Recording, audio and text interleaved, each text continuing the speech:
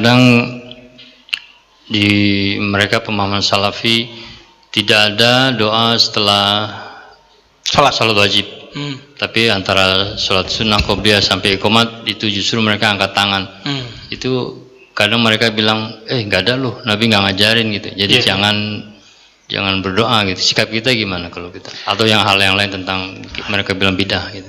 Itu akibat tidak memahami hadis dan membaca kitab-kitab sunnah secara jami', secara utuh. Kitab sunnah kan banyak. Hadis mengenai ma bainal azanain da'watun mustajabah. Antara dua azan, orang Hanafiyah kan qomatnya kayak azan, Pak. Maka hadis ini harus diterjemahkan versi Hanafiyah. Qomat itu yang disebut azan kedua. Antara dua azan ada doa yang mustajab. Gitu ya. Itu kan satu hadis. Kan ada hadis lain. Nabi ditanya, wahai manakah doa yang afdol, yang mustajab? Apa kata Nabi? Fi jawfil lail, ya, sulus al-akhir, sepertiga malam terakhir. Terus kapan lagi? Ba'da kulli maktubah, setelah sholat wajib. Lo ada kok, ya, Nabi ngomong kok. Tapi Ibnu Qayyim memfatwakan bareng-bareng jamaah berdoa ba'da sholat bid'ah. Itu fatwa siapa? Ibnu Qayyim. Ibnu Qayyim siapa? Murid Ibnu Taimiyah. Ibnu Taimiyah siapa? Ya imamnya Salafi, wajar dong. Gitu. Terus apa dalil kita? Dalil kita banyak. Ya.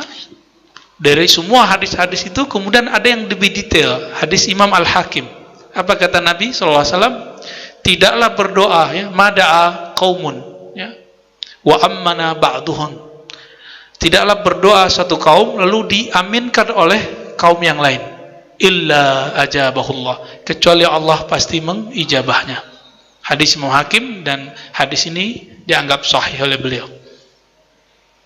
Ini dalilnya kan sahih juga, ya. Terus gimana? Mereka ngotot, enggak, yang sahih ini. Nah, ini berarti enggak jami' baca hadisnya. Gitu aja, Pak. Maka orang alim itu seperti yang kita katakan tadi, Abu Ishaq Asy-Syairazi, ketika ditanya satu persoalan dia jawab dengan 40 jawaban. Jika begini, maka jawaban begini. Jika persoalannya berubah, begini. Jadi dirubah, ada seninya.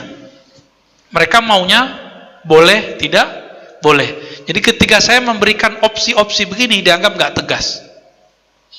Ya, nggak apa-apalah. Kita nggak beramal untuk mereka kok, kita beramal untuk Allah Subhanahu wa ta'ala. Cukup? Apa lagi? Kita kalau dibilang itu kan awam nih, Ustaz. Kita nggak bisa kasih opsi jawaban itu 1, 2, 3, 4. Kita diam aja terus senyum masing-masing aja lah. Bagus. Gitu. Antum kalau diam nggak debat, ahsan. Ya. Kenapa? Karena orang ketika berdebat, walaupun dia benar, akan ada kekerasan hati, Pak, muncul. Walaupun antum benar. Saya nih, misalnya saya tahu dalilnya, misal, kan nggak semua dalil juga saya tahu. Saya mau ngasih dalil, antum mau ngasih dalil, antum mau habinya misalnya, ya, saya layanin terus sampai kalah. Tetap saja, walaupun saya benar, ada perasaan di sini sombong, atau perasaan benar. Nah, ini bahaya, Pak.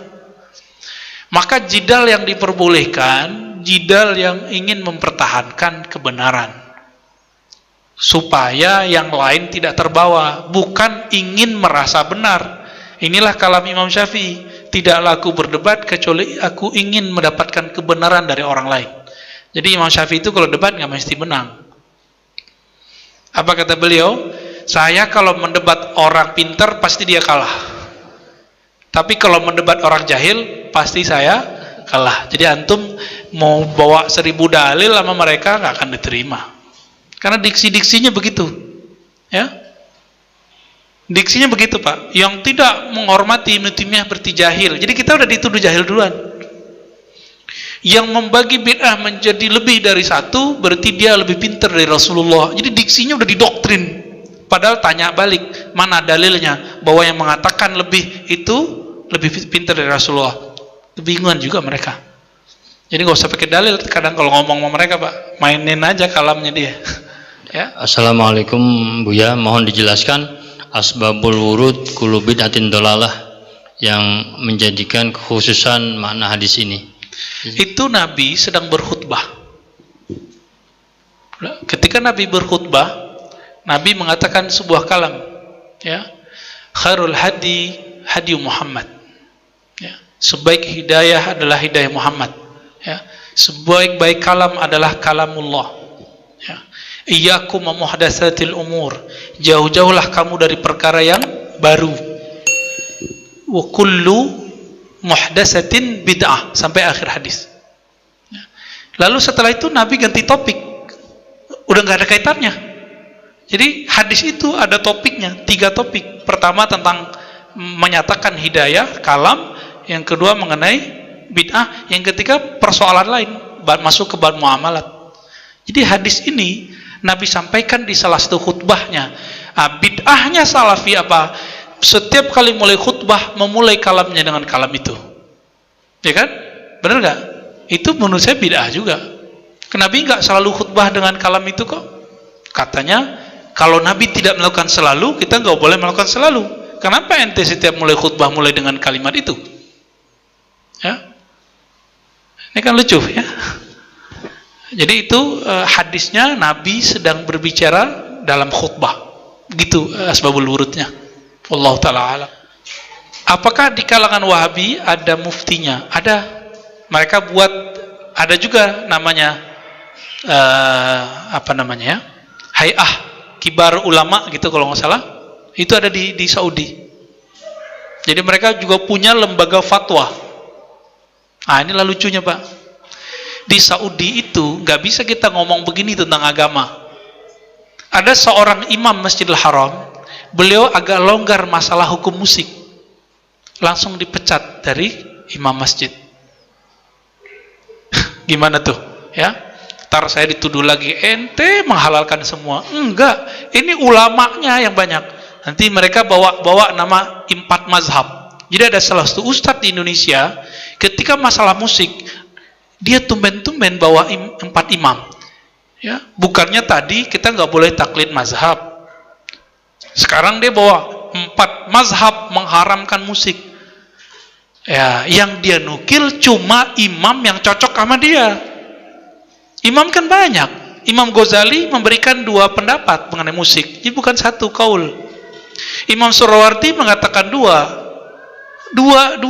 Jadi mereka memberikan opsi. Haram jika begini, halal jika begini. Kita juga sama. Kita mengatakan musik haram jika begini, halal jika begini. Ada penjelasannya nanti. Ya. Jadi mereka punya muftinya. Tapi muftinya ada yang resmi, ada yang nggak resmi. Kayak Syekh Albani itu nggak resmi. Salah satu fatwa Syekh Albani apa? Haram sholat di masjid yang ada kuburnya. Maka dia nggak mau lagi sholat di Masjid Nabawi, Pak.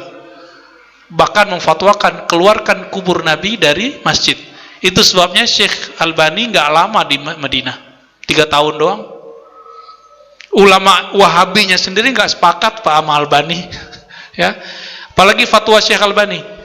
Membid'ahkan sholat tarawih lebih dari 11 rakaat. Di sini berapa tarawihnya?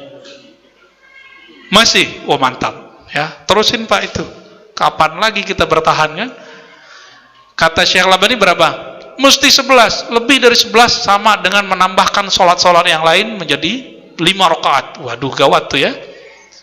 Jadi dia berfatwa sesuka-suka isi perutnya.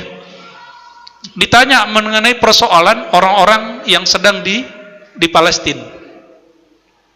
Orang Islam di Palestina, apa kata dia? Nggak apa-apa, keluar aja. Jadi orang-orang Islam di Palestina keluar aja, cari tempat yang lain.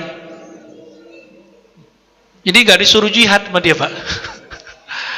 Inilah lucu-lucunya ya, Syekh Albani. Dan dia memfatwakan macam-macam hal, masuk nanti masalah tasbih. Oke? Bagaimana mereka menanggapi ayat mutasyabihat? Nah, kita sudah dibahas di awal mengenai tentang takwil, ya, mengenai tentang perbedaan mereka dengan Asy'ariyah. Ayat mutasyabihat mengenai sifat-sifat Allah. Ulama Wahabi tidak meyakini ada ayat mutasyabihat. Itulah pendapat Ibnu Taimiyah. Semua ayat itu disebut muhkamat. Maka istiwa itu tidak disebut mutasyabihat. Istiwa ya duduk, selesai. Allah di langit, nggak ada boleh pertanyaan lagi. Gitu.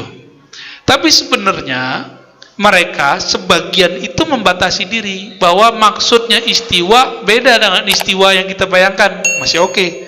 Tapi kalau sudah bilang duduk, kita nggak ada ampun, Pak. Kita kritisi. Apalagi mereka mengatakan Allah duduk di atas aras dengan zatnya. Nah, ini akibat karena mereka tidak meyakini ada ayat yang mutasyabihat. Ya, oke. Fadhal. Ada satu. Ibu ada satu nggak? Satu lagi dari Ibu. Sebelum kita tutup ada pertanyaan? Oh, nggak ada, Sat. Udah ya. Ya.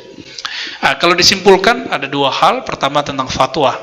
Jadi fatwa itu tidak boleh sembarangan. Dia ada perangkat-perangkatnya. Maka haram seseorang berfatwa jika tidak menguasai perangkat-perangkatnya itu. Perangkatnya ini yang disebut keilmuan. Dan yang kedua, hati-hati ketika bahas bid'ah. Nah, Salafi seperti yang ditulis oleh Syekh Ali Jum'ah sangat menggampangkan fatwa sampai orang-orang yang baru ngaji Salafi pun sudah mulai berfatwa, bahkan nyalahin kita yang sudah lama ngaji dan kita sampai sekarang nggak berani berfatwa. Ya, mereka berani fatwa. Apalagi dalam persoalan bid'ah, anak-anak yang baru ngaji pun di kalangan mereka berani mengatakan Kiai anu bid'ah, ya, Kiai anu sesat. Nah, ini musibah, maka disebut oleh beliau di depannya fawdha, ya. Ini musibah besar yang harus kita tangani, dan kita berdoa kepada Allah semoga kita, keluarga, anak-anak kita terjaga dari musibah ini, musibah sempitnya pemahaman. Nauzubillah min dzalik wa nasallallahu al-'afwa wal 'afiyah fid din dunya wal akhirah. Ya Allah, berikan kami keselamatan di dunia dan akhirat. Berikan kelaman hati dalam diri kami. Allahumma rzuqna salamatas sadar, berikan kami keselamatan hati. Buang dari dalam kolbu kami kebencian, buang dari kolbu kami perasaan merasa paling benar. Matikan kami ya Rabb dalam husnul khatimah. Rabbana atina fid dunya hasanah wa fil akhirati hasanah wa qina adzabannar. Walhamdulillah rabbil alamin. Assalamualaikum warahmatullahi wabarakatuh.